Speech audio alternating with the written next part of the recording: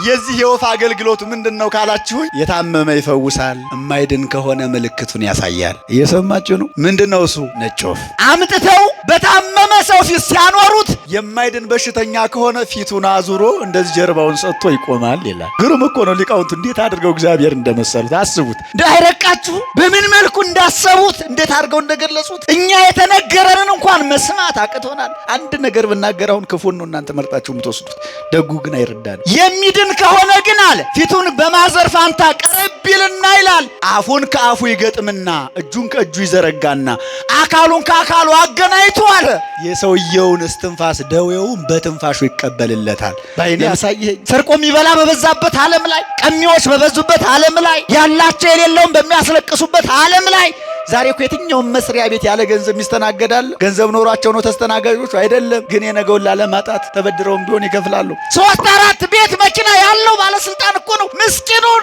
3000 ብር ተከራይቶ የሚኖርበት የዕለት ጉርስ የሌለውን ሰው እንዲያደርጉ የሚያሰቃየው። አስቡ። በዚህ ዘመን እንደ አይነት ሰው በዚህ ዓለም አይቻለሁ። ምን አድርገን የቤተ ክርስቲያንን ልልና እናስከብረው? በእውነት ተናግረን ምንታሰረው እኛ ነን። ጮኸን ወንጀለኛ ምን ሆነው እኛ ነን። ከሳሾቹ አበዛዙ፣ ምስክሩ አበዛዙ። ጥምቋውን እንደ መከራ አህያ ይሄን ህዝብ የሚያስጨንቀው አበዛዙ ይገርማችኋል። የመከራ አህያ ሲጫን ነው የሚለው ውሃ እንኳን አይጠጣም። እቺ እድሜ ሰው ተንገላቶ አንዱን ገፍቶ አንዱ መቀመጥ ይፈልጋል፣ አንዱን አራቁቶ አንዱ መልበስ ይፈልጋል፣ አንዱን አስጨንቆ አንዱ መደሰት ይፈልጋል፣ አንዱ ሞቶ አንዱ መኖር ይፈልጋል፣ አንዱ ደምቆ አንዱ እንዲኮስስ ይፈልጋል። ይሄ ዓለሙ ባህሪ ነው። አቡነ መርካቶ ዛሬ ብዙውን አበበሱት አቆመሱትና ነው እንጂ የአባቶች ልብስ ድውይ ይፈውስ ነበረ። እነ ቅዱስ ጳውሎስ ለብሰውት የወጡት ልብስ ህሙማን ተበጫጭቀው ተነጣጥቀው ጨርሰዋቸው ተራቁተው ሀፍረተ ስጋቸውን በእጃቸው ሸፍረው ይመጡ ነበረ ይላል። ያ እነ ቅዱስ ጳውሎስ ያ ህሙማን የፈወሰ ቀሚስ ዛሬ አረቄ ቤት ሁሉ ይንገላታ ጀመር፣ በያረቄ ቤቱ ይግበሰበስ ጀመር። አዎ ያኔ ወግ ነበረው፣ ምናኔው ክብር ነበረው። የእናቶች ወንዶች ገዳም ለየብቻው ነበረ። ታዲያ ከእናቶች ገዳም አባ ዳንኤል ለቡራኬ ለኪዳን ለምህላ ለጸሎት ይሄዳሉ።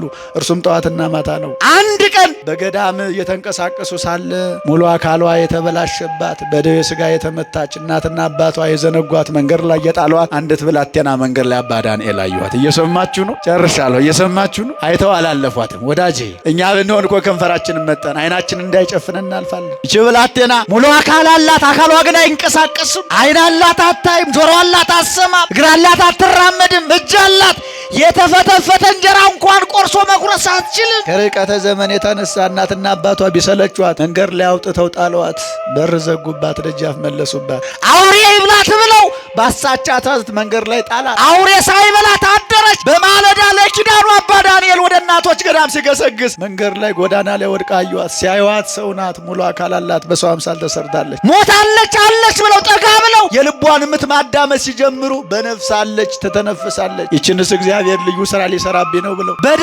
በኮሳሳ ሰውነታቸው እግዚአብሔር ብርታት ጉልበት ሆኗቸው የወደቀችውን ብላቴና በትከሻቸው ተሸክመው በክንዳቸው አቅፈው ከገዳም ወሰዷት። ልጆቹን ሰበሰቡ፣ እግዚኦታ አደረሱ።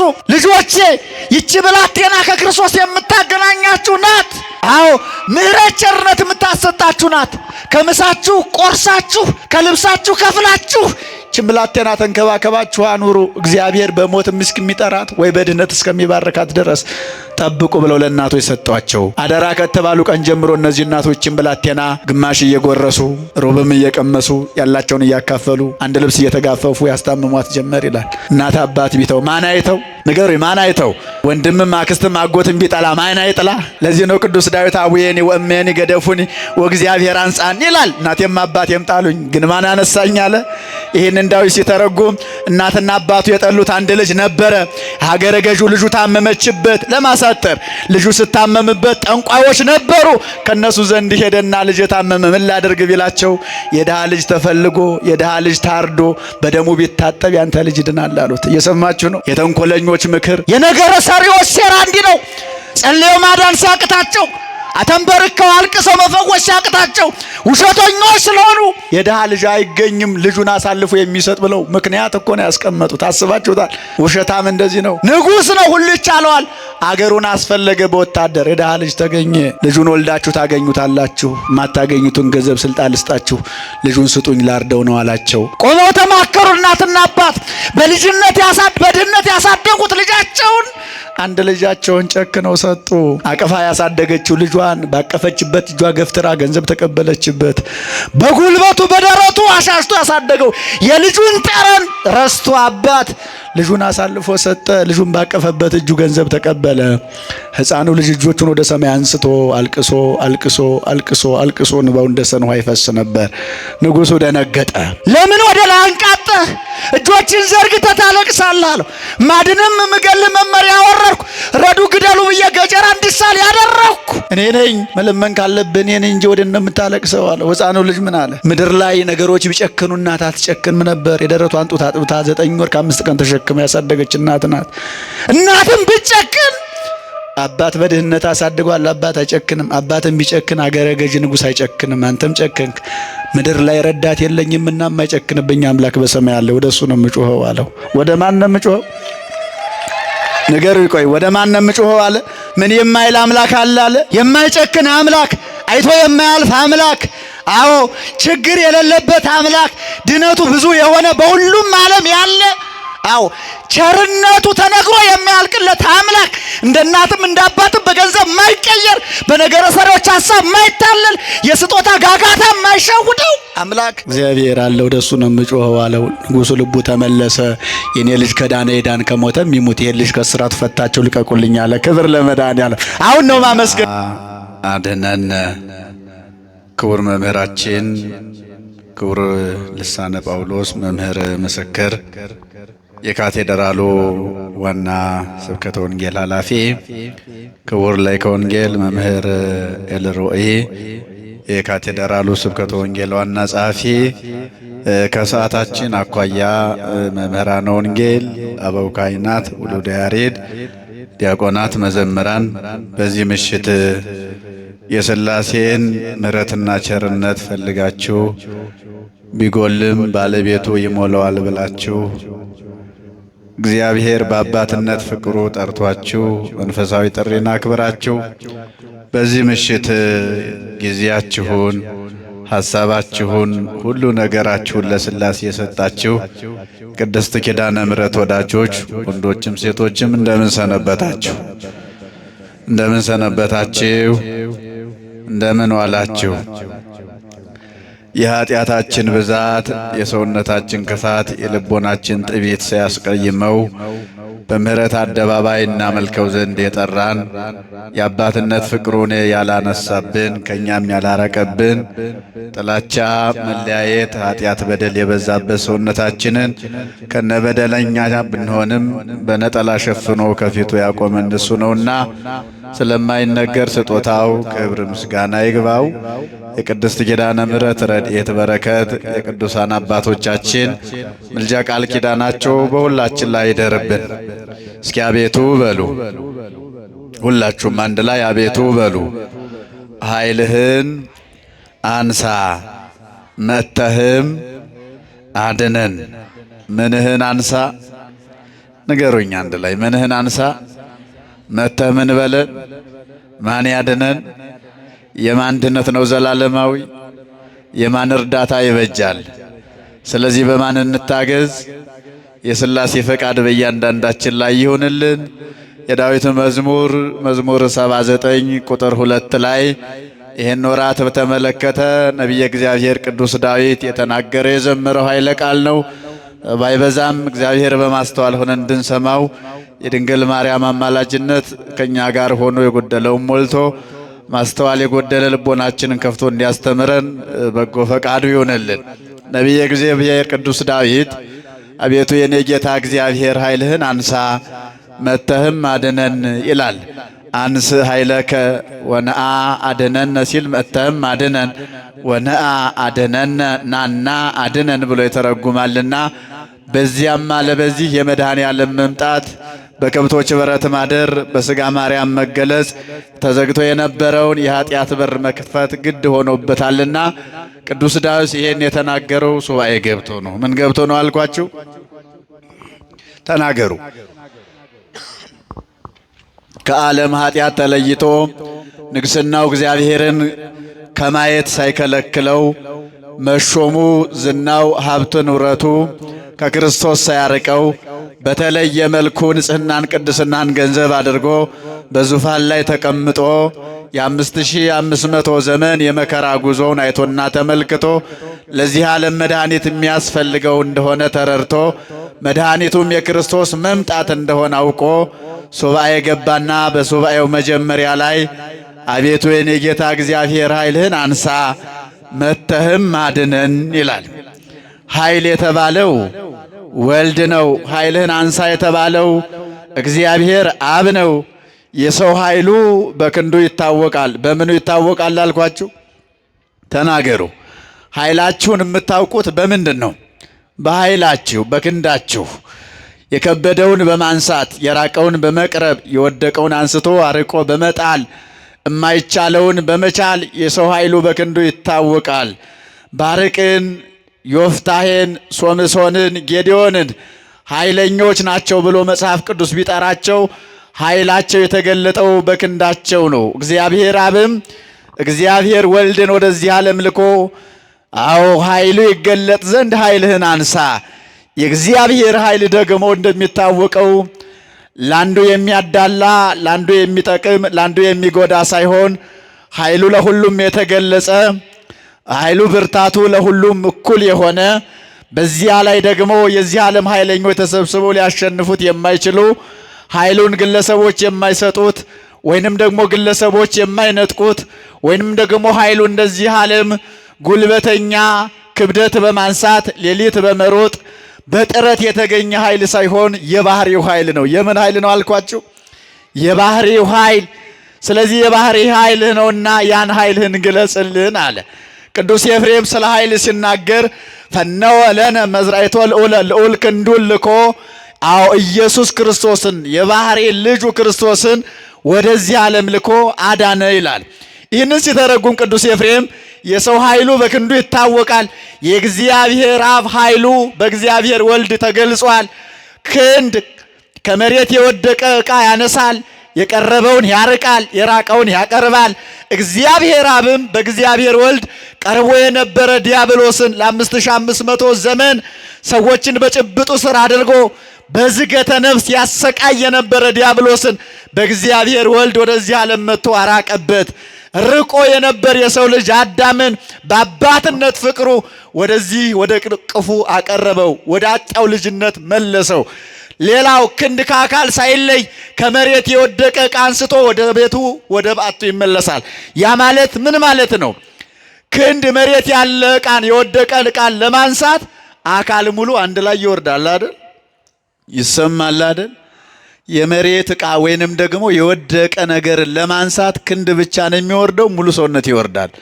ለምሳሌ መስቀሌን ጣልኳት፣ መስቀሌን ለማንሳት ስወርድ እጅ ብቻ ነው የሚወርደው፣ ሙሉ አካል ነው የሚወርደው፣ ሙሉ አካል።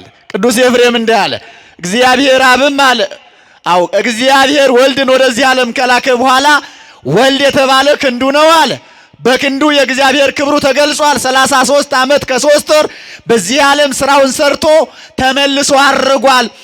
ክንድ ከመሬት የወደቀ ዕቃ አንስቶ ወደ ላይ እንደሚመለስ እግዚአብሔር ወልድም 33 ዓመት ስራውን ሰርቶ ወደ ባህሪ አባቱ ተመለሰ።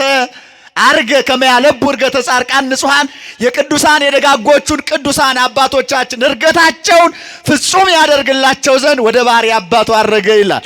ስለዚህ በዚህ ወራት የሚታሰበው ከዛሬ ከታኅሳስ 7 እስከ ታኅሳስ 14 ስብከት ይባላል። ምን ይባላል? ምናልባት በጠዋቱ በሰፊው እንደተማራችሁት አልጠራጠርም፣ ልንድገመው። ምን ይባላል? ስብከት ማለት የአምላክ ሰው መሆን፣ የማይቻለው አምላክ የተቻለበት፣ የማይገለጸው የተገለጸበት፣ ደግሞም የነቢያቱ እንባ የታበሰበት፣ እንደሚሆንላቸው ነገራቸው እሙን ሆኖ እንደሚቆጠርላቸው የተማመኑበት፣ ነቢያት ስለ ክርስቶስ መምጣት መውረድ መወለድ አምልተው የተናገሩበት፣ የሰበኩበት፣ በዓይነ ሕሊና የተመለከቱበት ነው። ለምሳሌ ባጭሩ ኢሳይያስ ማነው ቅዱስ ዳዊት በዚህ ወራት ይሄን ሱባኤ ይዞ 40 ቀን ጾሞ በመጀመሪያው በጾም መግቢያ ርዕሳችንን ተናገረ። ይሄንን ጾመ ነቢያትን ዳዊት ጾሞታል፣ ነቢያት ጾሞታል። በአጠቃላይ አበይት ነቢያት፣ ደቂቀ ነቢያት ሁሉም ጾሞታል። ይሄ ጾም የነቢያት ጾም ነው። የነማን ጾም ነው አልኳችሁ? ቅዱስ ዳዊት በሱባኤው መጀመሪያ ምን አለ? አቤቱ የኔ ጌታ እግዚአብሔር ሆይ ኃይልህን አንሳ መጥተህም አድነን አለና ሱባኤ ገባ። መጥቶ እንደሚያድነው ያምናል፣ እንደሚገለጽለት ያምናል፣ ኃይሉ ብርቱ እንደሆነ ያምናል። ኃይሉ ደግሞ የሚያዳላ ኃይል አይደለም፣ እጁ የሚያዳላ እጅ አይደለም። የዚህ ዓለም እጅ ያለውን ተጠግቶ ያለውን ያስደስታል። የዚህ ዓለም እጅ ለዛሬ ቢሰጥ ለነገ ይነጥቃል። የዚህ ዓለም እጅ ለዛሬ ቢደግፍ ለነገ ይገፋል። የዚህ ዓለም እጅ ለዛሬ ቢያበድር ለነገ ይከሳል፣ ይወቅሳል፣ ዳግም ይጠይቃል። እግዚአብሔር ግን ከሰጠ የማይነሳ ከሾመ የማይሽር ካከበረ የማያዋርድ ማን ብቻ ነው? እሱ እግዚአብሔር ብቻ ነው። ስለዚህ ኃይልህን አንሳ መጥተህ ማድነን ብሎ ሱባኤ ገባ። በስተ ሱባኤው መጨረሻ የጌታ ሰው መሆን ተገልጾለት ቡሩክ ዘይመጽእ በስመ እግዚአብሔር በእግዚአብሔር ስም የሚመጣ ምን ያለ ነው አለ? የተባረከ ነው አለ። ይህም ብቻ አይደለም፣ ፈጽሞ የጌታ ሰው መሆን በደንብ በልቡ ሲሰርጽለት ጎልቶ ሲታይለት ምን አለ? ናሁ ሰማዕናሁ በኤፍራታ ወረከብናሁ ውስተ ገዳም አለ። እነሆ ጌታ ና ያልኩት አምላክ ኃይልህን ግለጥ ያልኩት ጌታ በአካለ ሥጋ በዚያች ባጭር ቁመት በጠባብ ደረት ተወስኖ ብሎም በድንግል ማርያም ማህፀን የተወሰነው አምላክ በከብቶች በረት ወድቆ አለ በጊዜ ሕፃናት አውራጣቱን ታስሮ ጨርቅ ተነጥፎለት ሲያነቅስ ሲያነጥስ ሰማሁት አለ። ምን ሲል ሰማሁት? ሲያለቅስ ሲያነጥስ ሰማሁት። በሕፃናት ልማድ አውራጣቱን ታስሮ ስለነበረ አየሁት፣ ተመለከትኩት አለ። ስለዚህ ቅዱስ ዳዊት ይህን ቃል የተናገረው በዚህ ወራት በሱባኤው መግቢያ ነው። ስለዚህ ነቢያት ትንቢት ተናግረውለታል። ባጭሩ የነቢያቱን ሐሳብ ሳናንዛዛ እናያቸዋለን። ለምሳሌ ደጉ አብርሃም እመቤታችንን እርሻ ናት ይላታል። ምንድን ናት ይላታል? እርሻ ናት። ከእርሻው የተገኘ ስንዴ ኢየሱስ ክርስቶስ ነው ይላል። ስንዴ መስዋዕት ይሆናል፣ ክርስቶስም መስዋዕት ሆኗል። ገበሬ ያልዘራባት እርሻ ሊቀ ነቢያት ሙሴ እኮ በዘጸአት 33 ላይ ጌታን ጠየቀው። ጌታ ሆይ በባህሪ ሆነህ ልህ ተገለጽልኝ ሲለው አምላካችን ምን አለ? አልቦ ዘሬ ገጼ ወይ ሀዩ ዘህይወቱ በዲበ ምድር፣ የኔን ፊት አይቶ አንድ ሰዓት እንኳን በህይወት መቆየት የሚቻለው የለም አለው። 570 ጊዜ ድምፅህን ከሰማሁ አንድ ጊዜ መልክህን ባየው ምን ይከብዳል? ግዴለም ተገለጽልኝ አለው። ምን በልልኝ? መድኃኔዓለም በአባትነት ለሁላችንም ይገለጽልን። ከጉጉቱ የተነሳ ከፍቅሩ የተነሳ ሙሴ ሱባኤ ገብቶ 40 ቀን በሆነው ሰዓት ይገርማችኋል 570 ጊዜ ተነጋገረ። ስንት ጊዜ? በስንት ቀን ሱባኤው? በ40 ቀን ሱባኤው። 6ቱን ቀን 22ቱን ስነ ፍጥረት በልቦናው ሲስልበት ሰነበተ። 36ቱን ቀን ግን ከጌታው ጋር ሲነጋገር ቆየ 570 ጊዜ። በ40 ቀን ሙሴ ከ570 ጊዜ በላይ ከተነጋገረ እኛ በ40 ቀን ጾማችን አንድ ቀን እንኳ በጎ ራእይ ብናይ ምን አለበት? ጥቁር ውሻ ነው እኮ ሲያበረን የምናድረው በሬ ሲወጋን። የእኛ ጸሎት እንቅፋት ነው የሆነብን። ከደመና በታች እየቀረ መልስ አላመጣ እያለ ጭራሽ መርዶ መስማትን እየተለማመድን ነው ያለ ነው። የአባቶቻችን ጸሎታቸው ግን ቅድመ እግዚአብሔር ይደርስ ነበር፣ መልስ ነበረው። አዎ መልስ ያመጣ ነበር። ልህ አለው፣ አይቻልም አለው። ተደፋፈረ፣ ግድ የለም አለው። እንግዳውስ ገበሬ ካልዘራባት እርሻ የበቀለ ስንዴ አምጥተህ ሰዋል ይገለጽልሃለሁ አለው። ገበሬ ካልዘራባት መሬት ስንዴ ልታበቅል ትችላለች? አትችልም። ግን እሳ የማይቻለው ተችሮ ንጽሐ ጠባይ ያላደፈባት ከወንድ ዘር ያልደረሰች ድንግል አካላዊ ቃል ክርስቶስን በከብቶች በረት ወልዳ በደብረ ታቦር እገለጽልሃለሁ ትለው ነው። ተገለጸለት። አመስግኖት እግዚአብሔርን። ስለዚህ ነቢያት እንዲህ እያሉ ምሳሌ እየመሰሉ አመስግነዋታል። አዎ አንደኛ ነገሥት ሁለተኛ ነገሥት 19:5 ላይ አንድ ወቅት ላይ ኤልያስ ከእግዚአብሔር ጋር ተጣላ። ከእግዚአብሔር ጋር ተጣልት ከእግዚአብሔር አይደለም ከኤልዛቤል ከአክዓብ ጋር ተጣላ። ጣዖት እያመለኩ ለሰይጣን እየሰገዱ 850 ነቢያት ሐሰት ካህናተ ጣዖት አቁመው ፈጣሪያቸውን ቢረሱ ለጣዖት ቢሰግዱ ኤልያስ ከአክዓብ ቤት ገባና ባካችሁ ከክርስቶስ ጋር አትጣሉ ተመለሱ አላቸው። እምቢ አሉ። ባለስልጣን አይሰማም፣ ባለጊዜ አይሰማም፣ ባለጊዜ ባለገንዘብ አይሰማም። እምቢ ሲሉ ሕያው እግዚአብሔር አምላክ ኃይል ዘቆምኩ ቅድሜው ከመይረር ዝናብ ዘንበለ በቃላፉዬ እግዚአብሔር ሆይ ያንተ አምልኮት እንዲገለጽ ነው፣ ለእኔ ክብር ብዬ አይደለም። ዝናብን አታዝንም፣ አምልኮትህን የወቁት። በዝናብ እያበሰልክ በፀሐይ እያበሰልክ በዝናብ እያበቀልክ ብትመግባቸው ለጣዖት ሰገዱ፣ ያንተን አምላክነት ረሱ። ስለዚህ ዝናብ እንዳይዘንብ አለ፣ ዝናብን አቆመ። ከኤልዛቤል ተጣልቶ ሳለ መልአኩ መጥቶ እንቅልፍ ታበዢ ከነብር ትትፋዘዢ ይባላል። ኤልዛቤልን ያህል ከሃዲ ተጣልተህ ከዚህ ተቀምጠሃል። አንድ ቀን አንቃ ትግደለኝ ብለህ ነው ወደ ሌላ ሀገር ሂዳለው። ተሰደደ። ኤልያስ ራበው ጠማው፣ አንቀላፋ፣ በአንድ ድሮ ዛፍ ስር ተኛ።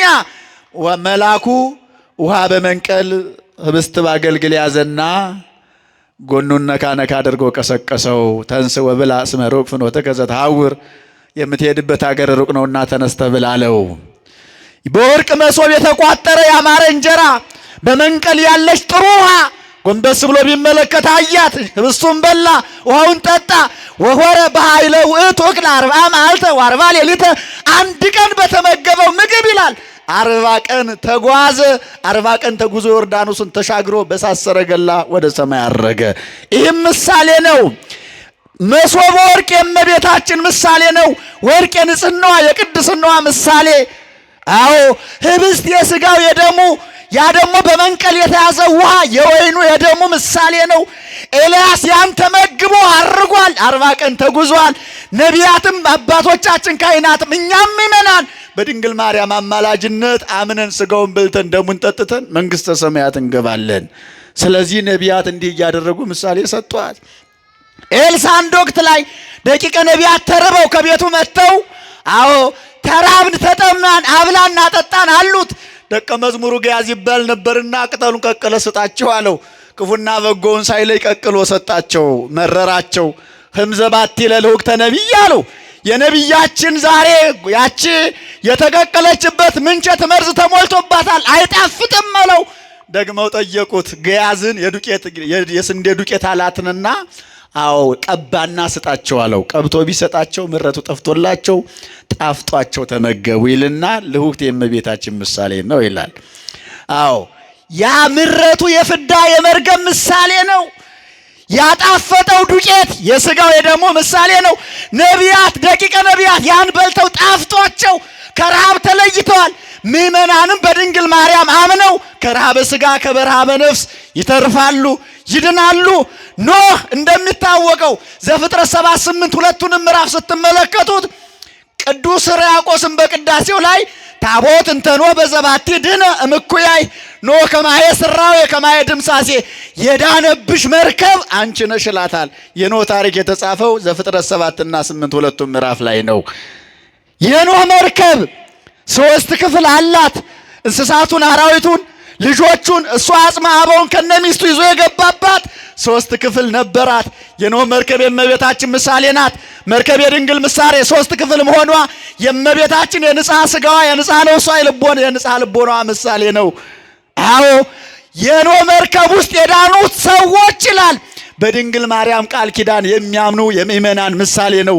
በውጭ ያለቁት በማየ ስራዌ በማየ ድምሳሴ የጠፉት የተቃጠሉት በድንግል ማርያም ቃል ኪዳን የማያምኑ ናቸው። ዛሬም በድንግል ማርያም ቃል ኪዳን የሚያምኑ በኖህ መርከብ እንዳሉት ይተርፋሉ። ያላመኑሳ በኖህ መርከብ እንዳልገቡት በውጭ ተቃጥለው ጠፍተው እንደቀሩት ይቆጠራሉ። ከጥፋቷ ሁላችንም እግዚአብሔር ይሰውረን። አምነን እንድንጠጋ መብራን ትርዳን ሁላችንም። ስለዚህ ነቢያት እንዲህ እያሉ መሰሉላት። እሷን ደመና ሲሉ ከደመናው የተገኘው ዝናብ ኢየሱስ ክርስቶስ ነው፣ ፍጥረትን የሚመግብ ዝናብ። አዎ እውነተኛውን ዝናብ ያስገኘች ድንግል ማርያም ናት። በብዙ አይነት ምሳሌ መስለው ሰጧት። እዝራ ሱቱኤል በመጽሐፈ እዝራ 10:37 ላይ አንበሳ ወፃም ገዳም ይላል። አንበሳ ከዱር ከጫካ ወጣ ይላል። ሱባኤ ገብቶ እኮ ነው የሥጋዊ ነገር ተገልጾለት። ደገኛውን የሚጠትን ነገር ሲሻ ግብር ቢገባ የሥጋዊው ነገር ተገልጾለት አንበሳ ከዱር ከጫካ ወጣ ይልና ዝኬ ወልድ ዋህድ አንበሳ የተባለ ኢየሱስ ክርስቶስ ነው። በዱር በጫካ የሰራ የቀማ የወነበደ ሌባ ኃጢአተኛ በጫካ ይደበቃል አለ። ጫካው ደግሞ ሌባውን ቀማኛውን ሲመጣ በትዕግስት ይቀበለዋል፣ በቅጠሉ ይጋርደዋል፣ ከሚያሳድዱት ከሚገሉት ያሳልፈዋል ግርዶሽ ሆኖ። ድንግል ማርያም ለኛ ጫካችን ናት።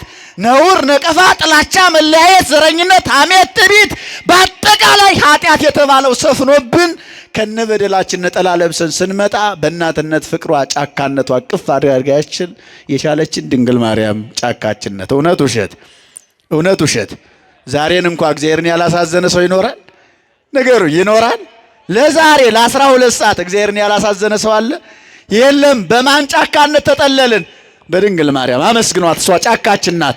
ከነ ኃጢአታችን መተን የተደበቅነው በእሷ ጫካነት ነው። ዛፉ ቅጠሉ ተነስቶ ሌባውን ሰርቀህ መጣ ውጣ ብሎ እንደማያስወጣው ከነ በደላችሁ ብላ ኪዳነ ምሕረት በሯን ዘግታ ያልጨከነችብን ዱር ጫካችን ናት ለሁላችን። ከጫካ የተገኘው አንበሳ ፍጥረታትን የሚቀጠቅጠው ንጉሡ ኢየሱስ ክርስቶስ ነው። ስለዚህ ነቢያት እንዲህ እያሉ ምሳሌ እየመሰሉ ድንግል ማርያምን አመሰገኗት። ቅዱስ ኤፍሬም እንደውም የዚህን ወራት ሲናገር አብይ ነጌ፣ አበይት ነጊያት፣ ውርዚው ነጌ የሚባል አለ ይላል። እየሰማችሁ ነው።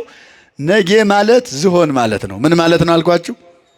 ተፈሥሒ ኦ ቤተልሔም ሀገሮሙ ለነቢያት፣ የነቢያት ሀገር ትንቢታቸው ቤተልሔም ድንግል ሆይ ሰላም ላንቺ ይሁን እያለ ውዳሴዋን ያመሰግንና ዝቅ ብሎ አዎ የቀደመ ሰው አዳምን ከሞት ወደ ሕይወት ከአሳር ወደ ክብር ከሲኦል ወደ ገነት ይመልሰው ዘንድ እምኔኪ ባንቺ ባህሪ ክርስቶስ ተወልዷልና ጎልማሳ ዝሆን ልጅሽ ነው ይላታል ቅዱስ ኤፍሬም። አብይ ነጌ ማለት ሽማግሌ ዝሆን ማለት ነው። ምን አይነት ዝሆን? ነጌ ማለት በግዕዙ ዝሆን ማለት ነው። አበይት ነጊያት ማለት ሽማግሌ ዝሆኖች ያረጁ ብዙዎች። ውርዙው ነጌ ማለት ጎልማሳ ዝሆን ነው።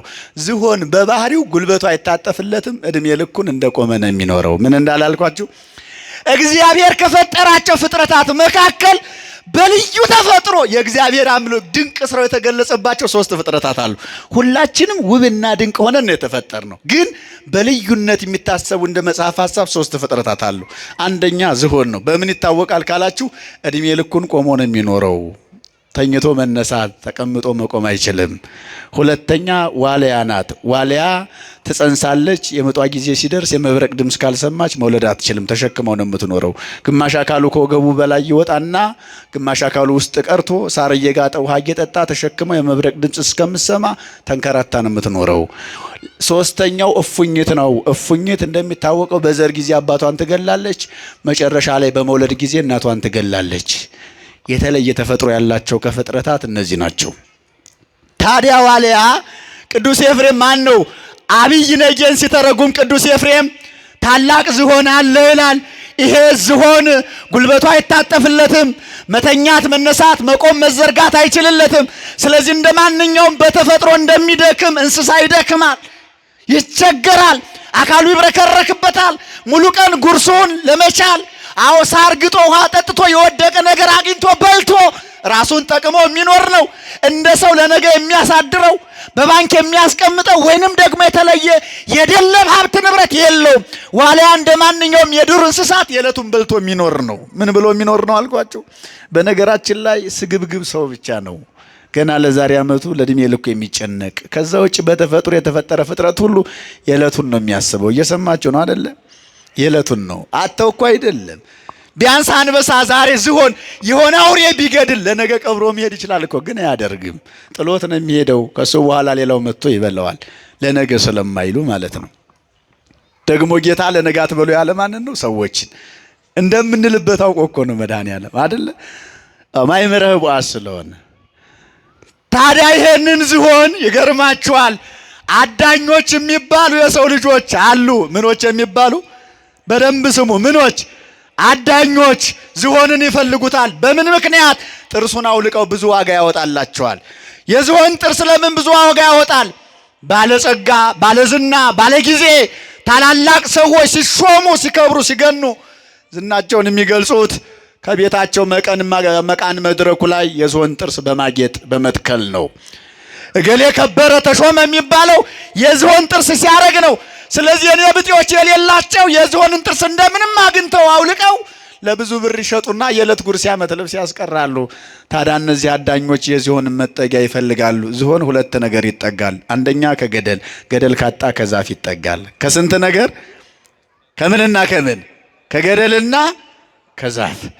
ገደል ካለበት ካገኘ ገደል ለሚጠጋው፣ ገደል ያለበት ቦታ ካልደረሰ ደግሞ ከዛፍ ይጠጋል። ሙሉ ቀን ይከታተሉታል። ከዛፍ መጠጋቱን ያዩታል። ሲነጋ አንቀላፍቶ እንቅልፉን ሲጨርስ ጉዞውን ይጀምራል። ሙሉ ቀን ሲንከራተት ይውልና ማታ ረፍት ሲፈልግ ከትናንትናው ዛፍ ጋር ለማረፍ ወደዚያ ዛፍ ይመለሳል። አዳኞቹ የሚጠጋበትን አይተዋልና ቂጡን ይከረክሩታል። መከርከር ብቻ አይደለም፣ እንዳይወድቅ ትንሽ ይቀረው ጭቃ ይቀቡታል። እስከ ግንዱ ድረስ ሞልተው ያመሳስሉታል። ነገር ከሚቀባ ትዳርን ከሚከረክር፣ ልጅነትን ከሚከረክር፣ ቅድስናን ከሚከረክር፣ ክህነትን ከሚከለክር፣ አጠቃላይ ሕይወትን ከሚከረክር ጠላት እግዚአብሔር ሁላችንን የሚጠብቀን። አሁን እኮ ተከርክረናል። እውነት ለመናገር ከሆነ አልወደቅንም እንጂ ተከርክረናል እኮ። ሰላም በማጣት ተከርክረናል። ረፍት በማጣት ተከርክረናል። ጆሮአችን መርዶ በመስማት ተከርክሯል። አይኖቻችን ሬረሳ በመረማመድ መቼም የሶሻል ሚዲያው የሚያሳየው የለም፣ የራቀውን እያቀረበ ያሳየናል። ደንዝዘናል እኮ። ገበሬው ያለውን ታስታውሳላችሁ? ሰነፉ ገበሬ በሐምሌና በነሐሴ እየተበደረ ሲበላ ከረመ። ጥቂት ያረሳት ጤፍ ነበረች። በጥቅምት ወቃትና አውድማዋ ላይ ሲያያት ዙሪያዋን ከቦ ሲመለከታት አሳዘነችው። እየዞረ እየተመለከተ አያንቺ ጤፍ የለሽም እኮ አልቀሻል አላት። ለምን? ተበድሮ በልቶባታል። የተበላች ናት። ክርስቲያኖች ያለን ይመስለናል እንጂ ተበልተን እኮ አልቀናልኛ። ተከርክረናል እኮ። ቤታችን ሰላም ይመስለናል። ከርካሪዎች ጎረቤቶች ከርክረውታል። ነገረ ሰሪዎች ከርክረውታል። መጽሐፍ ገላጮች ከርክረውታል። በብዙ አይነት ነው ክርስቲያኑ የሚከረከረው። በኢኮኖሚ ይከረከራል፣ በስነ ልቦና ይከረከራል፣ በክርስትናው ጫና ይከረከራል። በብዙ አይነት ነው። ግን ማን ይመስገን? እኛ ተስፋችን እሱ ነው። ክርስቲያኖች አስመስለው ቀብተውት እንዳይጠረጥር ከቅርፊቱ ጋር የሚመሳሰል ጭቃ ቀብተው ሞልተውት ሄዱ። አላየውም፣ አልጠረጠረውም። ተቀብቷል፣ ተጠጋው። የተከረከረ እንኳን ማስጠጋት ለራሱ መቆም ይችላል? አይችልም። ይዞት ወደቀ። ዝሆኑ መነሳት አይችልም። አካሉ አይታጠፍም፣ አይዘረጋም። ሰውነቱ ጠንክሯል። ያለው ምርጫ ምንድን ነው? አሰምቶ ድምፁን ከፍ አድርጎ መጮህ ጀመረ ይላል። ክርስቲያኖች ሳንወድቅ መጮህ መልካም ነው። ከወደቁ በኋላ ቢጮሁ ፈራጁ ብዙ ነው። ትዳራችሁ ከወደቀ በኋላ ስም ሰጪው ብዙ ነው። ክርስቲያኖች ሳትወድቁ ጩሁ።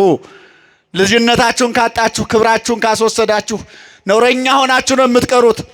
የሚቀርባችሁ ሰው ሁሉ ነቀፋ ነው የሚያበዛባችሁ፣ ስም ነው የሚሰጥባችሁ። ሳትወድቁ ነው መጣጣር።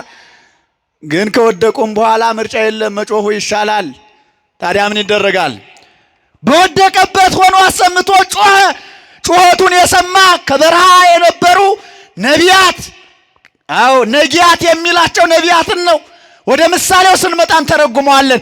አበይት ነጊያት እንደሱ ያረጁ የሸመገሉ ሽማግሌዎች ግን ከሱ ጥቂት ሻልሻል የሚሉ እንደሱ ያላረጁ እነሱ ለነሱ አባቴ እሱ ለነሱ አባቴ የሚሆናቸው ታላላቅ ዝሆኖች መጡ። የሚጮኸው ወድቆ ነው።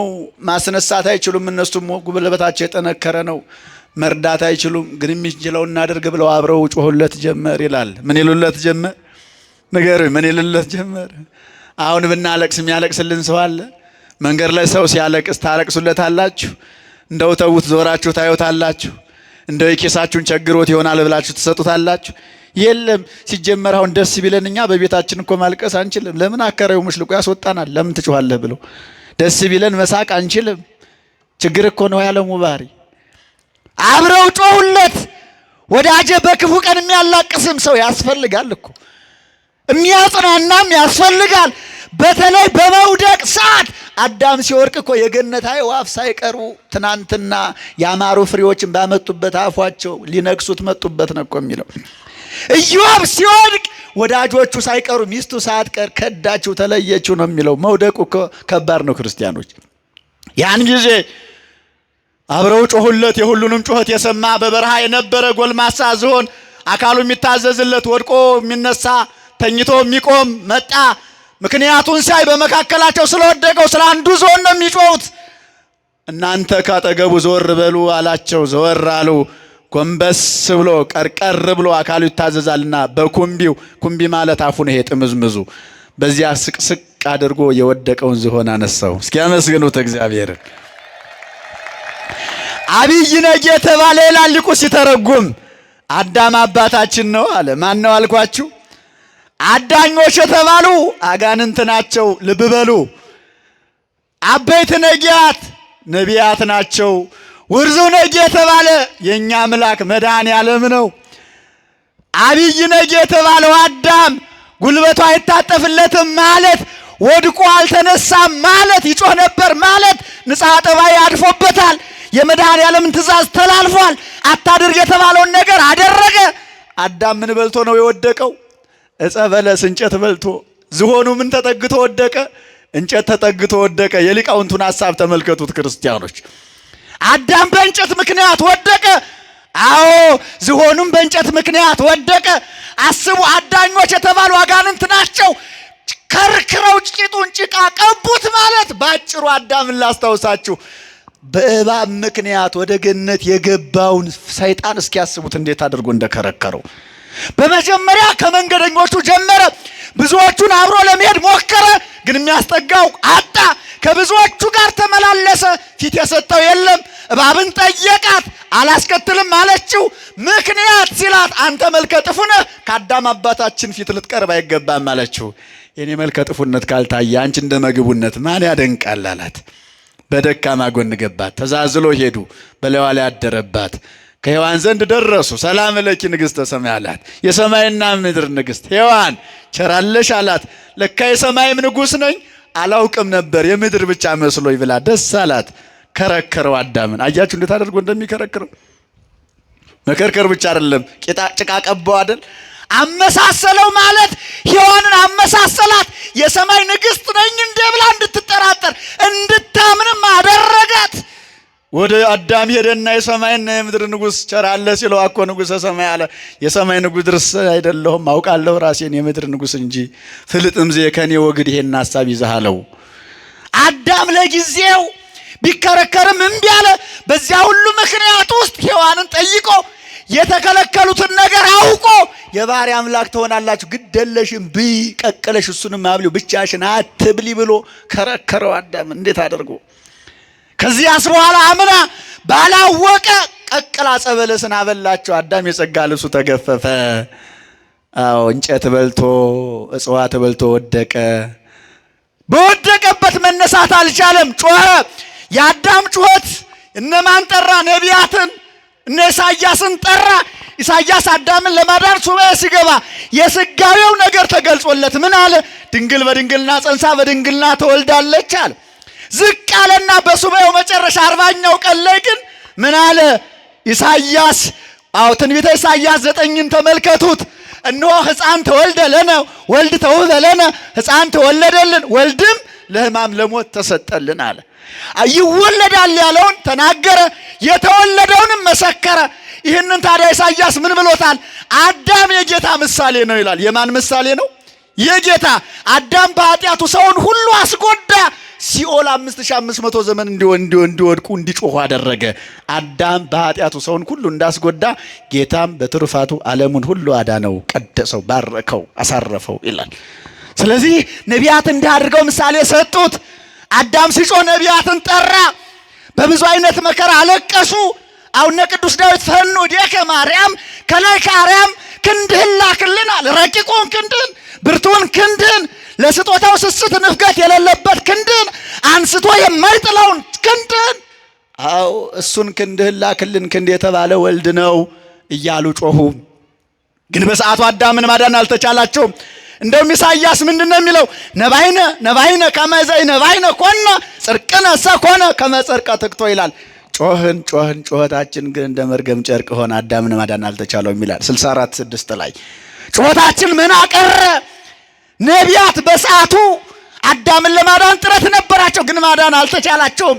ሶበሰ መጻ በጥንተ አብሶ እምይኮነ ሞቱ ለቤዛ ብዙኃን። ጌታ በጥንተ አብሶ ሰው ሆኖ ቢሆን አለ በምልአተ ኃጢአት ባይሆን ኖሮ አዳምና ሔዋንን ለማዳን መጣ እንጂ እኛ በጸለይነው ጸሎት ባቀረብነው መስዋዕት ድነናል ብለው ነቢያት እንዳይመኩበት የእነቱን ጩኸት ለጊዜው አደመጠና አቤቱ ኃይልህን አንሳ፣ ጉልበትን ግለጽ፣ መጥተህ ማድነን የሚለውን የነቢያቱን ጩኸት ሰማና 5500 ዘመን ሲፈጸም ሕርያቆስ እንደነገረን ነጸረ አብም ሰማይ እግዚአብሔር አብ ከሰማይ ሆኖ ምስራቀ ወምዕራበ ሰሜነ ወደቡበ አስተንፈሰ ወአጼነወ ወይረከበ ዘከማኪ ወሰምረ ማዛዚአኪ ወፈነወ ሀቤኪ ወልዶ ዘያፈቅር ይላል በቅዳሴው ላይ። እግዚአብሔር አብ አለ ከሰማይ ሆኖ ምስራቁን፣ ምዕራቡን፣ ሰሜኑን፣ ደቡቡን አየ፣ ተመለከተ። እንዳንቺ ያለች ንጽህናን ቅድስናን ያጌጠች ገንዘብ ያደረገች ደግናት፣ ርኅርኅትናት፣ አዛኝናት አላገኘምና አንቺን በእናትነት መርጦ ያኖረሽ ያሬድ እንደመሰከረልሽ ዘእንበለ ይትፈጠር ሰማይ ወምድር ወዘእንበለ ትሳረር ምድረ ገነት ሀለወት ኢቲኬ ስብሕት ወቡርክት ኢቲኬ ማርያም ድንግል። ሰማይና ምድር ከመፈጠራቸው አስቀድሞ ገነት ራሷ ከመፈጠሯ በፊት አስቀድማ ነበረች ብሎ ሊቁ የመሰከረልሽ እናት ድንግል ማርያም አንቺን ለልጁ ማደሪያነት መረጠሽና አንድ ልጁን ውረድ ተወለድ በስጋ ተገለጽ ተሰቀል የወደቀው አዳምን አንሳ ብሎ ወደዚህ ዓለም ላከው። ስለዚህ የነቢያቱ ሐሳብ የነቢያቱ ጩኸት በመከራ ውስጥ ማለፋቸው ለክብር በቅተው አዳምን ከጩኸት ወጥቶ ተመስገን እንዲል አደረገው። ክብር ለመድኃኔዓለም ይሁን። ስለዚህ ነቢያት እንዲህ አድርገው ምሳሌ ሰጡት። ውርዙነጌ የተባለ ጌታ ነው የነቢያቱን የነዚያን ሁሉ ጩኸት ሰማና አዎ ወደ እነሱ ቀረብ ባለና ጎንበስ ብሎ ከውድቀቱ አነሳው። ማለት በአዳም የተፈረደውን መከራ ሁሉ ተቀብሎ ጎንበስ ብሎ መስቀል ሲያሸክሙት ጎንበስ ብሎ እርጥብ እንጨት ሲያሸክሙት ጎንበስ ብሎ ሲገፈትሩት ደፋ ብሎ አዎ ሲያነሱት ቀና ብሎ ስጋው አልቆ አጥንቱ እስከሚቆጠር ተገርፎ በዚያ መከራ ውስጥ አልፎ አዳምን አዳነው። ሌላው አሁንም ሊቃውንት ሲተረጉሙት እግዚአብሔር ወልድን ምን ብለውታል? ከራዲዮን ጻዳ ወፍ ማለት ነው ይላል። ምን ማለት ነው አልኳችሁ? ጻዳ ወፍ ከራዲዮን የሚባል ጻዳ ወፍ አለ። ጻዳ ወፍ ማለት ነጭ ወፍ ነው። ይህ ወፍ የሚገኘው በፋርስ ባቢሎን ነው። በየት ባቢሎን? በፋርስ ባቢሎን። ከዚያች ሀገር ውጭ ሌላ ቦታ የለም። የፋርስ ባቢሎን ሰዎች ያላቸው በራሳቸው ቤት ዞትር ከቤታቸው ያጠፉትም ይሄን ወፍ ያኖሩታል። እንደ ዶሮ እየቀለቡ ያኖሩታል። የሌላቸው ሰው ሲታመምባቸው ከሌላ ቦታ በገንዘብ ገዝተው ያመጡታል ይላል። የዚህ የወፍ አገልግሎቱ ምንድነው ካላችሁኝ፣ የታመመ ይፈውሳል፣ የማይድን ከሆነ ምልክቱን ያሳያል። እየሰማችሁ ነው? ምንድነው እሱ? ነጭ ወፍ አምጥተው በታመመ ሰው ፊት ሲያኖሩት የማይድን በሽተኛ ከሆነ ፊቱን አዙሮ እንደዚህ ጀርባውን ሰጥቶ ይቆማል ይላል። ግሩም እኮ ነው። ሊቃውንቱ እንዴት አድርገው እግዚአብሔር እንደመሰሉት አስቡት።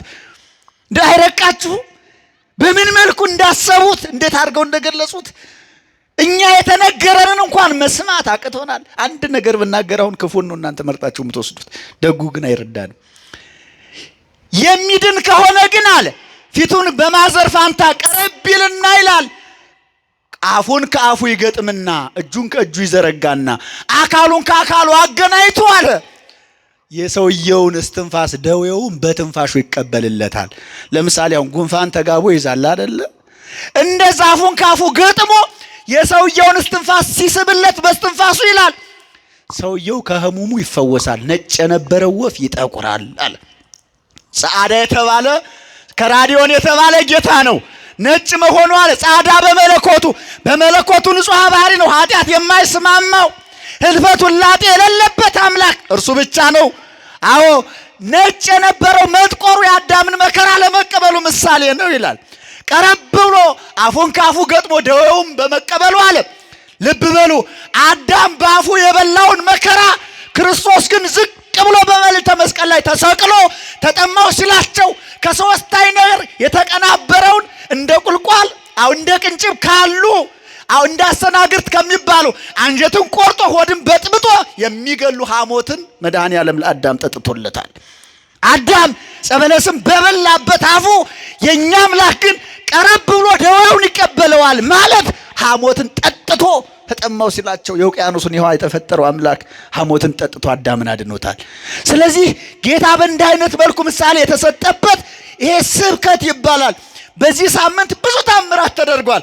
ባጭሩ የነቢያቱን ሐሳብ በዚህ ልክ ካየነው ዛሬ የተፈጸመ በሚያስደንቅ ሁኔታ አንድ ታሪክ አለ። አባ ዳንኤል የሚባል የአስቄጥስ ገዳም አበምኔት ነበረ ይላል የቤተ ክርስቲያናችን ስንክሳር። ማን የሚባል ምነው ዝም አላችሁ? ማን የሚባል 5 ደቂቃ ብቻ። ማን የሚባል አባ ዳንኤል።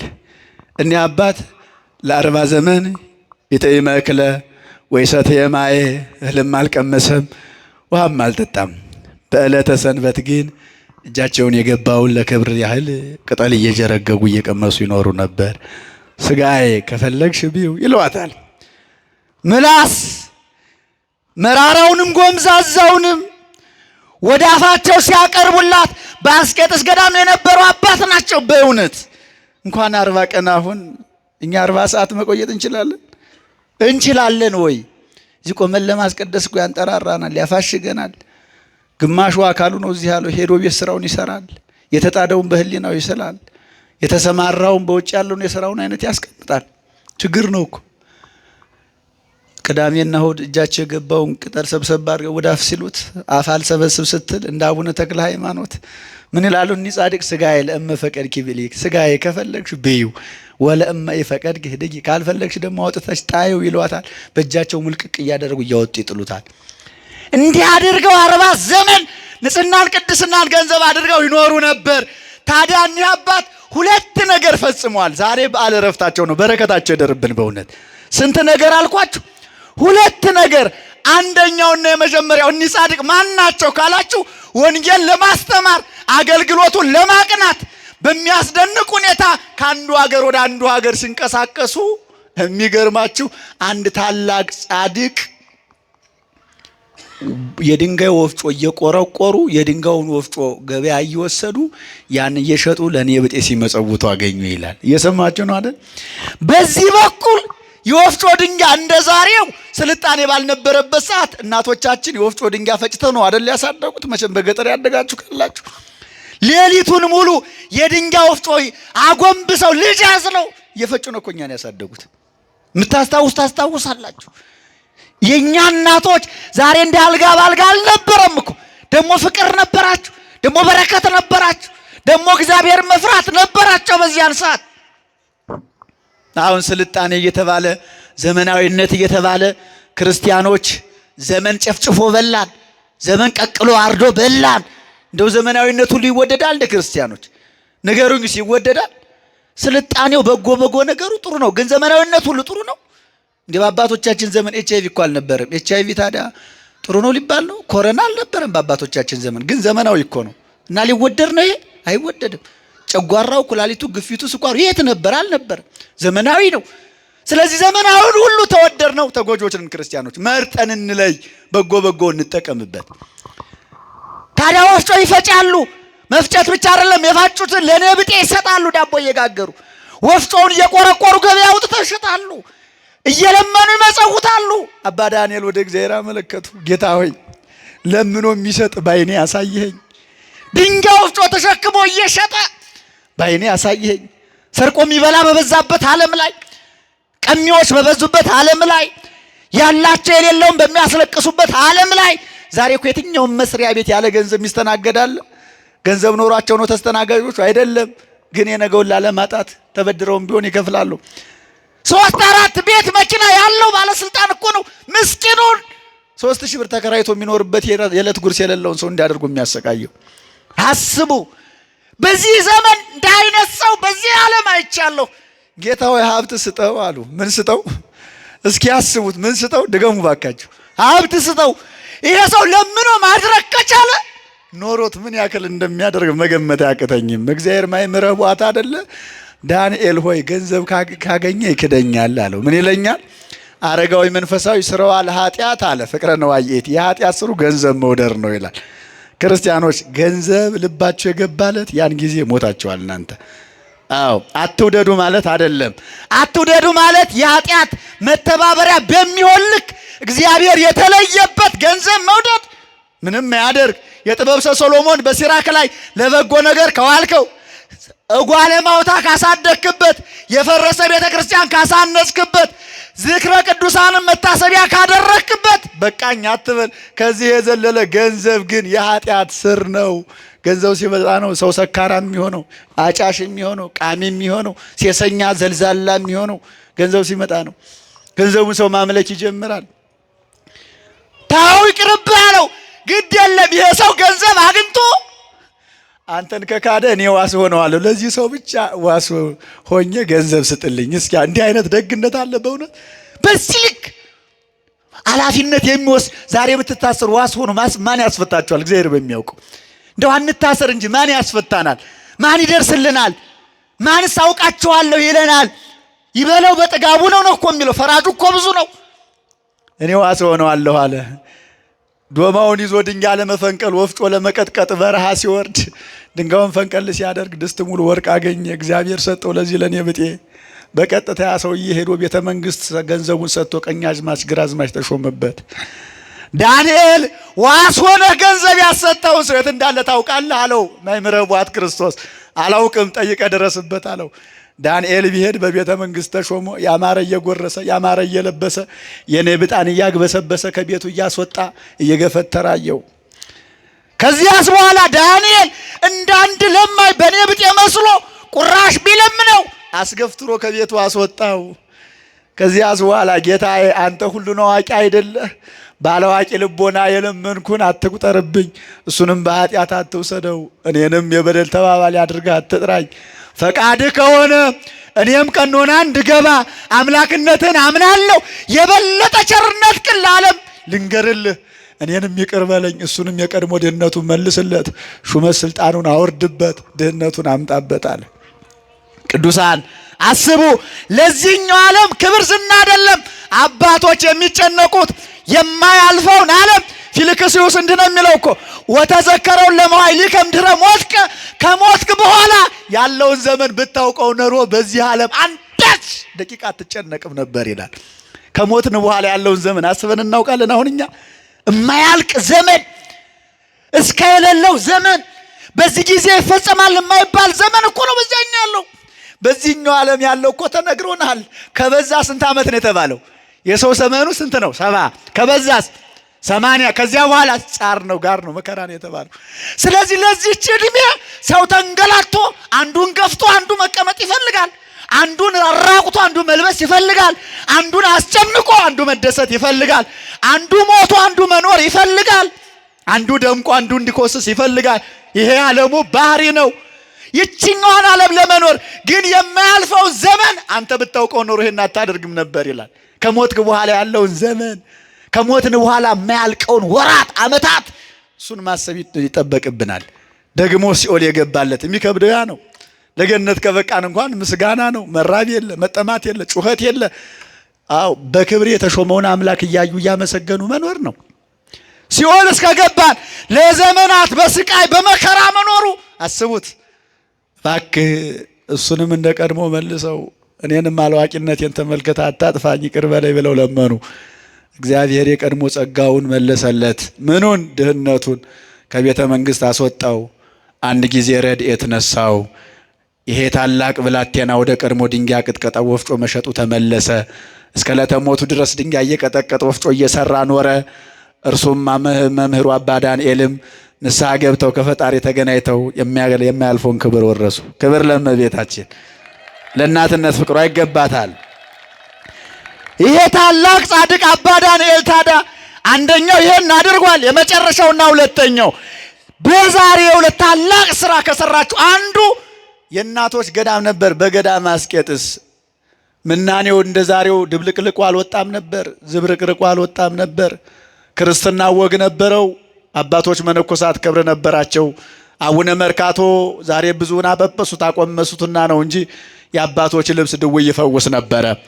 እነ ቅዱስ ጳውሎስ ለብሰውት የወጡት ልብስ ሕሙማን ተበጫጭቀው ተነጣጥቀው ጨርሰዋቸው ተራቁተው ሀፍረተ ስጋቸውን በእጃቸው ሸፍነው ይመጡ ነበረ ይላል። የአይነ ቅዱስ ጳውሎስ ያ ሕሙማን የፈወሰ ቀሚስ ዛሬ ቂያረቄ ቤት ሁሉ ይንገላታ ጀመር፣ በያረቄ ቤቱ ይግበሰበስ ጀመር። አዎ ያኔ ወግ ነበረው፣ ምናኔው ክብር ነበረው። የእናቶች ወንዶች ገዳም ለየብቻው ነበረ። ታዲያ ከእናቶች ገዳም አባ ዳንኤል ለቡራኬ ለኪዳን ለምህላ ለጸሎት ይሄዳሉ። እርሱም ጠዋትና ማታ ነው። አንድ ቀን በገዳም እየተንቀሳቀሱ ሳለ ሙሉ አካሏ የተበላሸባት በደዌ ሥጋ የተመታች እናትና አባቷ የዘነጓት መንገድ ላይ የጣሏት አንዲት ብላቴና መንገድ ላይ አባ ዳንኤል አዩዋት። እየሰማችሁ ነው? ጨርሻለሁ። እየሰማችሁ ነው? አይተው አላለፏትም። ወዳጄ እኛ ብንሆን እኮ ከንፈራችንን መጠን አይናችን እንዳይጨፍን እናልፋለን።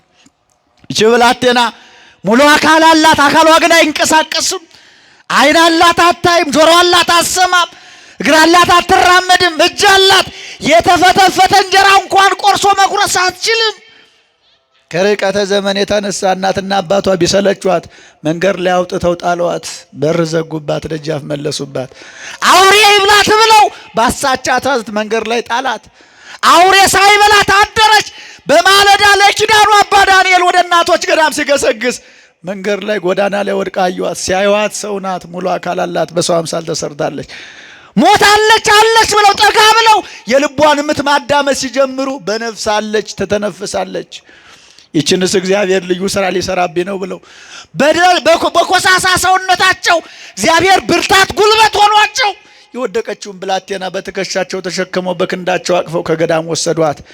ልጆቹን ሰበሰቡ፣ እግዚኦታ አደረሱ። ልጆቼ ይቺ ብላቴና ከክርስቶስ የምታገናኛችሁ ናት። አዎ ምሕረት ቸርነት የምታሰጣችሁ ናት።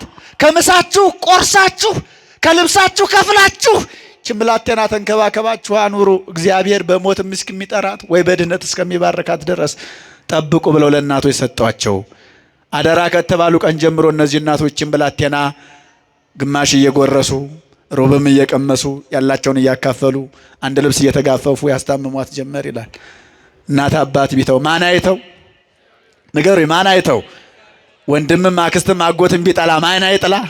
ለዚህ ነው ቅዱስ ዳዊት አቡዬኒ ወእሜኒ ገደፉኒ ወእግዚአብሔር አንጻኒ ይላል። እናቴም አባቴም ጣሉኝ ግን ማን አነሳኝ አለ።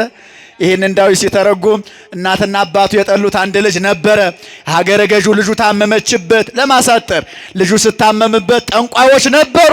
ከነሱ ዘንድ ሄደና ልጅ የታመመ ምን ላድርግ ቢላቸው የድሃ ልጅ ተፈልጎ የድሃ ልጅ ታርዶ በደሙ ቢታጠብ ያንተ ልጅ ይድናል አሉት። እየሰማችሁ ነው?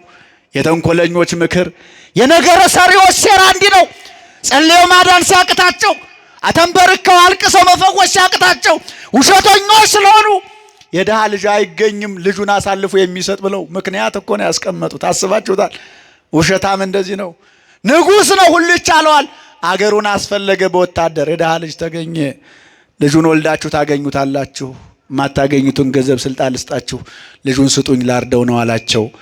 ቆመው ተማከሩ። እናትና አባት በድህነት ያሳደጉት ልጃቸውን አንድ ልጃቸውን ጨክነው ሰጡ።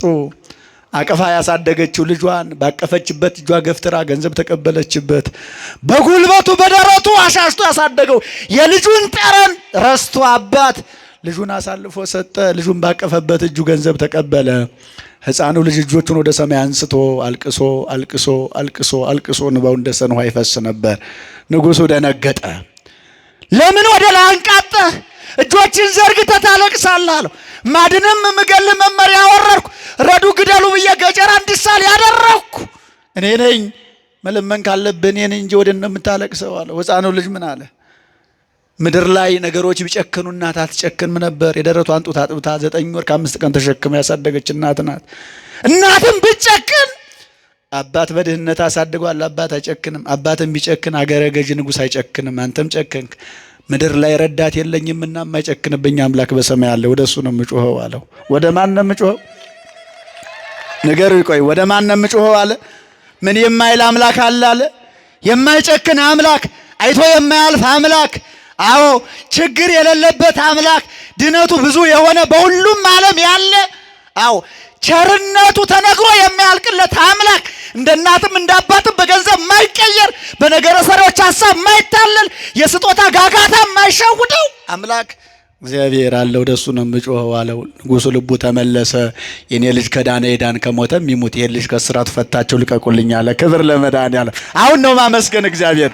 ስለዚህ እናትም አባትም ቢተው ማን አይተዋልኳችሁ? እግዚአብሔር። እናትም አባትም ቢጨክኑ ለአውሬ ቢጥሉ እግዚአብሔር አውሬዎቹን አስገዝቶ አገልጋይ ያደርጋል። ለቅዱሳን ይህን ጸጋ ሰጥቷቸዋል። አባ ዳንኤል ተገልገሉባት ብሎ ጣላት። ከዚያስ በኋላ አንድ ቃል አስገቧቸው አባ ዳንኤል ለእነዚህ እናቶች ምን ብለው? ወር በገባ በሰባት የሥላሴን መታሰቢያ ያደርጉ። ባይኖራችሁም አንድ እንጀራ በቀን ትበሉ ከሆነ ሩቧን ለእኔ ብጤዎች ስጡ፣ ሩቧን ለዚች ልጅ አድርጉ በሥላሴ ስም አሏቸው። በሥላሴ ዕለት ዕለት መታሰቢያ ያደርጋሉ። የሥላሴ ምን አድርገን የቤተ ክርስቲያንን ልልና እናስከብረው? በእውነት ተናግረን ምንታሰረው እኛ ነን። ጮኸን ወንጀለኛ ምን ሆነው እኛ ነን። ከሳሾቹ አበዛዙ፣ ምስክሩ አበዛዙ። ስንቱ ነው እኮ አሁን እንደ መከራ አህያ ይሄን ህዝብ የሚያስጨንቀው አበዛዙ። ይገርማችኋል። የመከራ አህያ ሲጫን ነው የሚለው ውሃ እንኳን አይጠጣም። ገፋፊው አበዛዙ። ታዲያ ብላቴና በዚያ ነበረች በሰዓቱ። ይሄ ወንበዴ ቆቡን አድርጎ መስቀሉን ገዝቶ አባ ዳንኤል ሳይሆን በባዶ እግሩ ሰውነቱን አቧራ ነስንሶ ካመር ላይ ተንከባሎ አታ በጨለማ ሄዶ እጅ ጸፋ። በመነኮሳት ሕግ በራ አንኳኳ። ደነገጡ። ማን አሉት? እኔ አባ ዳንኤል ነኝ አለ። አባ ዳንኤል ወትሮ ለልማዱ ያለ ሰዓት አይመጣም። ግን ጊዜ ቢመሽበት መንገድ ቢጠፋበት አውሬ እንዳይጣላው ጨለማ እንዳያስቀረው ይሆናል። እንኳን በቸር መጣ በረከቱ ሊያድርብን ይሆናል ብለው በር ከፍተው ተቀበሉት። አዩ። ሲመለከቱ ልብሱ፣ አነጋገሩ፣ ጎረን ማለቱ፣ ሁሉ ነገሩ አባ ዳንኤልን ይመስላል። ከቤታቸው አግብተው ራት አበሉት፣ አጠጡት፣ መኝታ አዘጋጁለት። የአባታችን የአባ ዳንኤል እግር ገዳማትን፣ ግሸንን፣ አክሱምን፣ ላሊበላን፣ ሌሎቹም ደብረ ዳሞን፣ ደብረ ሊባኖስን የረገጠ እግር ይሆናል። እስኪ እግሮት እንጠብለው በፍርርቅ በተራ እግሩን አጠቡት። ካጠቡት በኋላ ምን እንዳሉ ታውቃላችሁ? የአባታችን እግር በባዶ እግር ዕድሜ ልክ የተንከራተተች እግዚአብሔር በቃል ኪዳን የባረከውን ምድር ሁሉ የረገጠች ስጋው ደግሞ ለመፈተት ከመንበሩ ፊት የቆመች እግር ናት። የአባታችን እግር እጣቢ ያመጧትን በሽተኛ ይፈውሳት ይሆናል ብለው የወንበዴውን እግር እጣቢ ወስደው ከዚያች ብላቴና ላይ ሲያፈሱባት አፈፍ ብላ ተነስታ እንደምቦሳ ጥጃ ፈጣሪዋን አመሰገነች። ክብር ለመድኃኔዓለም ይሁን። ለዚህ ነው ሚልክያስ 2:10 ላይ 12 ላይ ስሜን ለምትፈሩ ለእናንተ ይላል የጽድቅ ፀሐይ የድነት ፀሐይ ትወጣላችኋለች። እንደምቦሳ ጥጃ ተነስታችሁ እየፈነጫችሁ ታመሰግናላችሁ ይላል። አመሰገኑት። በደስታ ተዋጡ። በእልልታ በደስታ ተውጠው ፈጣሪያቸውን አመሰገኑ። ተመልሰውም ግማሹ ቀሚሱን ግማሹ እግሩን እየዳበሰ አባታችን ያንተ በረከት ያችን ብላቴና አስነሳት ብለው ሚስጥሩን ታምሩን ሲነግሩት የሰውየው ልቦና ተመለሰ። እኔስ እናንተን ግብረታችሁን ዘርፌ ክብራችሁን አስጥዬ ኃጢአትን አለማምጄ ልሄድ የመጣው ወንበዴ ሌባ ቀማኛ ነኝ። የአባ ዳንኤል ጸሎት ግን ማረከኝ። ከዛሬ ጀምሮ አምላኩ አምላኬ ነው፣ ፈጣሪው ፈጣሪዬ ነው። እናንተን የታደገ አምላክ እኔንም ይታደገኛል። የሥላሴ ምሕረት ቸርነት በዳንኤልና በእናንተ ብቻ ሳይሆን በእኔ የሚደርብኝ ብሎ በሥላሴ ምሕረት ቸርነት አምኖ እስከ ዕለተ ሞቱ በዚያው መንኩሶ ሥላሴን እያገለገለ ኖረ። በዛሬው ዕለት እነ ጻድቅ አባ ዳንኤል የማያልፈውን ክብር አግኝተው ወደ እግዚአብሔር ተጓዙ። ክብር ለመድኃኔዓለም ይሁን። ኃይልህን አንሳ ነተህም አድነን። አቤቱ ኃይልህን አንሳ። አስቡት፣ በዚህ በአባ ዳንኤል ምክንያት እግዚአብሔር ኃይሉን አነሳ። ቀድሞ በነቢያት የተለመነው በከብቶች በረት ኃይሉን አንስቶ የተዘጋችውን በር ከፈተ። የሲኦልን ነፍሳት መንጭቆ አወጣ። ሲኦል እስከምትጮህ ድረስ ባዶ አደረጋት። አሁንም በሚፈተኑ አባቶች ላይ ኃይሉን አነሳ። ወንበዴውን አገልጋይ ቀማኛውን እንዲሰጥ አደረገው። ቅን እንዲሆን አደረገው። ስለዚህ ዛሬም በመከራ ውስጥ እንኳን ብንሆን ኃይልህን አንሳ መተህም አድነን እንበለው። አድነን ያልነው አምላክ መጥቶ ያድነናል። ሁላችንን የሚያድነን ይቆየን።